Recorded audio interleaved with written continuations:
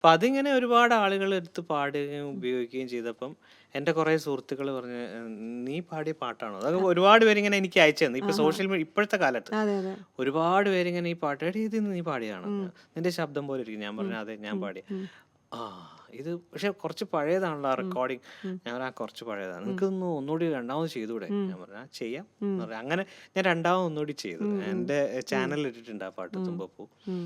അത് അത് തന്നെ ഒരുപാട് വ്യൂ, അതായത് വ്യൂസ് ഇപ്പൊ ആയി. ഒരു 3.1 മില്യൺ ഉള്ള കാരണം ആൾക്കാർ, അതിപ്പോ ഒന്നുകൂടെ പാടുമ്പോ അതിന് റീൽസ് ആയിട്ടും ഷോർട്സ് ആയിട്ടും ഇങ്ങനെ ഒരുപാട് ആൾക്കാർ ഉപയോഗിക്കുന്നുണ്ട്. ഉപയോഗിക്കുന്നുണ്ടല്ലോ, വാട്സാപ്പ് സ്റ്റാറ്റസ് ആയിട്ടും. അതെ അതെ. അപ്പൊ ആ പാട്ടിന്റെ വരികൾക്കൊരു പ്രത്യേകിച്ച് അതൊരു റൊമാൻറ്റിക് ഫീൽ ഉള്ള പോലത്തെ ഒരു പാട്ടായതുകൊണ്ട് എന്തിന് റൊമാൻറ്റിക് നഷ്ടപ്രണയാണ്. നഷ്ടപാത തേപ്പ് തേപ്പ് നിര. അതൊക്കെയാണ്.